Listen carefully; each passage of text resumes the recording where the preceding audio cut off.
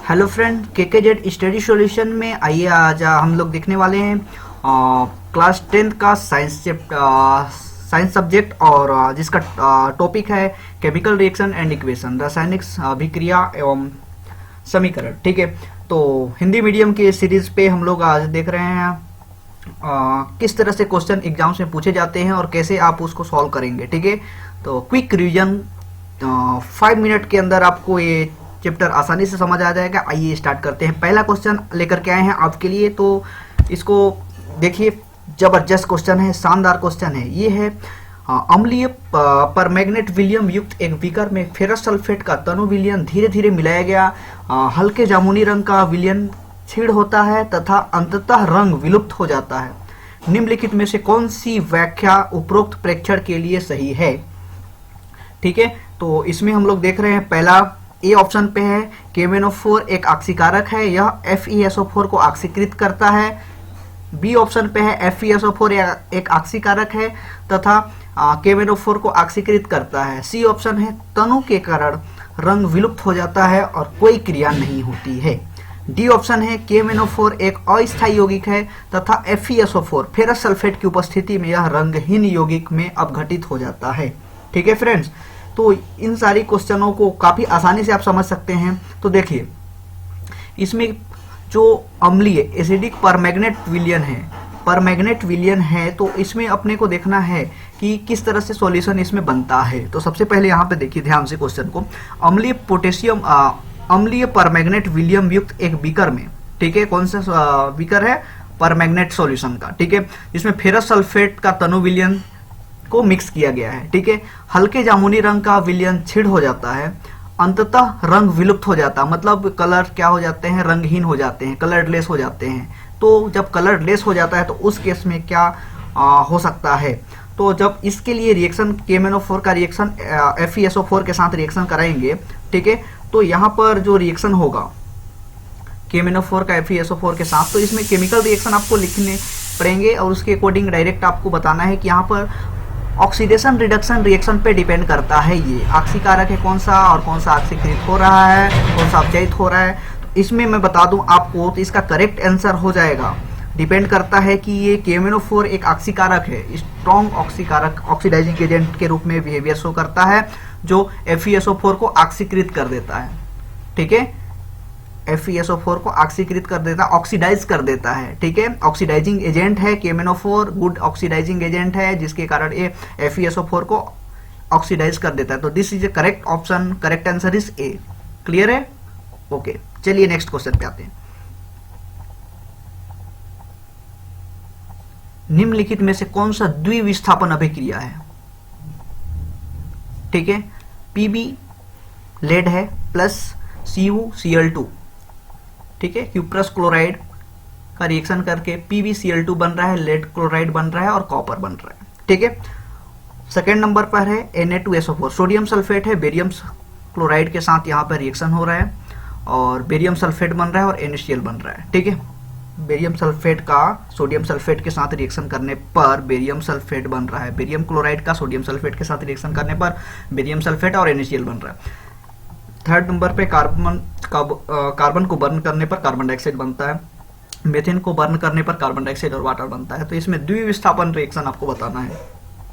ठीक है, द्विविस्थापन, तो यहां पर सबसे इसमें आप देखेंगे तो द्विविस्थापन कहने का मतलब कि दोनों कंपाउंड क्या होंगे? ऑक्सीडाइज, यहां पर क्या होंगे? सब्स्टिट्यूट हो जाएंगे। ठीक है, विस्थापित हो जाएंगे, अपने प्लेस से हट जाएंगे। जैसे सोडियम जो है, सोडियम देखो यहाँ पर सोडियम एक क्लोराइड, इसके साथ आकर के क्या हो रहा है? यहाँ पर विस्थापित हो जा रहा है, पहला चीज, और दूसरा बेरियम सल्फेट के साथ मिलकर के बेरियम सल्फेट बना रहा है।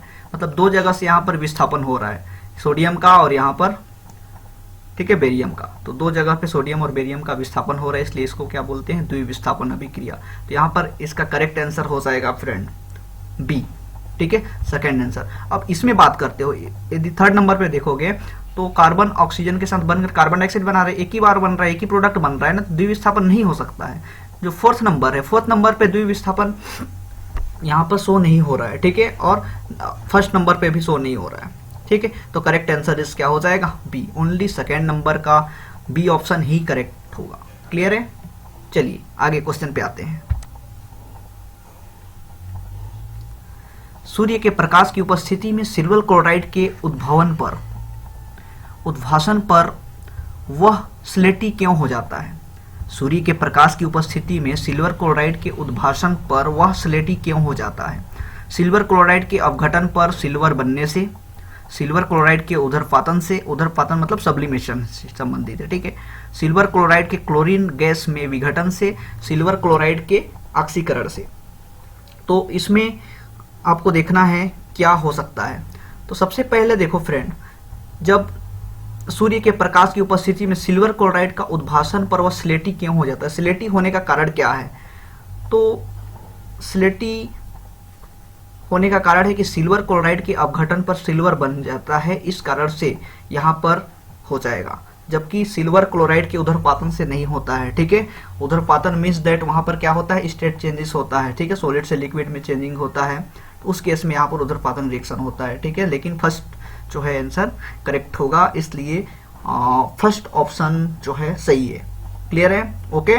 सिल्वर क्लोराइड के अपघटन पर सिल्वर बनने में सूर्य के प्रकाश की उपस्थिति में सिल्वर क्लोराइड के उद्भासन पर वह स्लेटी हो जाता है। क्लियर है?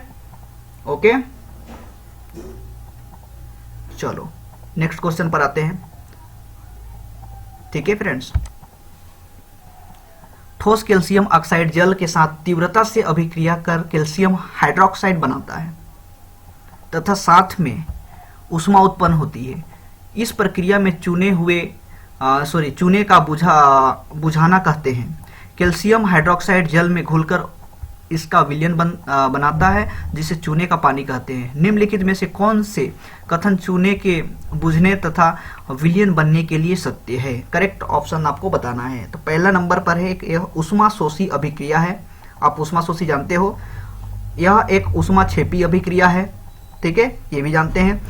थर्ड नंबर पर है परिणामी विलयन की पीएच 7 से अधिक होगी, परिणामी विलयन की पीएच 7 से कम होगी। तो सिंपल सा इसका रिएक्शन देखोगे कि जो कैल्शियम ऑक्साइड है CaO जल के साथ रिएक्शन करता है तो कैल्शियम हाइड्रोक्साइड बनाता है, CaOH2 बनाएगा, साथ में ऊष्मा उत्पन्न होती है, ठीक है। तो ऊष्मा उत्पन्न होती है सॉरी, तो कैल्शियम हाइड्रोक्साइड जल में घुलकर एक इसका विलयन बनाता है, जिससे चूने का पानी कहते हैं, ठीक है। तो इसमें कौन सा कथन चूने के बुझने तथा विलयन बनने के लिए सत्य है? तो इसमें ऑप्शंस में देख रहे हो पहला और दूसरा, ए नंबर पर है, बी में दूसरा और तीसरा, और सी नंबर पर है पहला चौथा, और डी में है तीसरा और चौथा, ठीक है। तो इसका करेक्ट आंसर हो जाएगा second and fourth, second and third हो जाएगा, बिकॉज क्योंकि यह एक ऊष्माक्षेपी अभिक्रिया है और साथ में परिणामी विलयन में की पीएच 7 से अधिक होगी, इसलिए यहाँ पर कैल्शियम हाइड्रोक्साइड यहाँ पर जो बन रहा है वो विलयन किस प्रकार से हो रहा है, क्या हो जाएगा, यह बी ऑप्शन करेक्ट आंसर हो जाएगा। क्लियर है? ठीक है, इस रिएक्शन को लिखना है आपको कि कैल्शियम ऑक्साइड रिएक्ट करेगा किस कैल्शियम वाटर के साथ, तो कैल्शियम हाइड्रोक्साइड CaOH2 बन रहा है, तो उसमें ऊष्मा क्या हो रहा है, उत्पन्न हो रही है। जब भी ऊष्मा उत्पन्न होगा फ्रेंड्स, तो वहां पर ऊष्माक्षेपी अभिक्रिया होगा। क्लियर है? चलो नेक्स्ट क्वेश्चन की ओर जाते हैं। ये है स्क्रीन पर आपके लिए question. Barium chloride ammonium sulphate के साथ अभिक्रिया कर बेरियम सल्फेट और अमोनियम क्लोराइड देता है। निम्नलिखित में से कौन सी अभिक्रिया के प्रकार को सही प्रदर्शित करता है? विस्थापन अभिक्रिया, अवक्षेपण अभिक्रिया, संयोजन अभिक्रिया, द्विविस्थापन अभिक्रिया, ठीक है। तो barium chloride BaCl2, ammonium sulphate NH4SO4, ठीक है, रिएक्ट करता है तो बेरियम सल्फेट BaSO4 बनता है और अमोनिया क्लोराइड बनता है, अमोनियम क्लोराइड NH4Cl बनता है, ठीक है। तो इस तरह से रिएक्शन हो रहा है, तो ये कौन सा रिएक्शन होगा? तो देखो फ्रेंड, ए ऑप्शन पे है फर्स्ट। तो इसको समझने के लिए आपको करना क्या है, इसमें देखना कि बेरियम क्लोराइड जो है BaCl2 जो है यहाँ पर जब भी यहाँ पर क्या बना रहा है, अमोनियम क्लोराइड और बेरियम सल्फेट, तो बेरियम सल्फेट जो होता है वो छेपड़ देता है, ठीक है, और छेपित हो जाता है वहां पर, ठीक है। और चूंकि बेरियम क्लोराइड अमोनियम सल्फेट के साथ रिएक्शन कर रहा है, तो बेरियम है और अमोनियम है, दोनों क्या होता है, विस्थापित हो जा रहे हैं। तो इसका द्विविस्थापन अभिक्रिया, इससे पहले वाले क्वेश्चन में भी द्विविस्थापन अभिक्रिया हम लोग देखे थे, दोनों जब रिएक्टेंट क्या होते हैं, विस्थापित हो जाते हैं, तो वहां पर द्विविस्थापन अभिक्रिया होता है, ठीक है। तो इसका करेक्ट आंसर हो जाएगा डी, ठीक है, 10 का डी आंसर। क्लियर है? ओके, चलिए चलते हैं नेक्स्ट क्वेश्चन की ओर, ठीक है।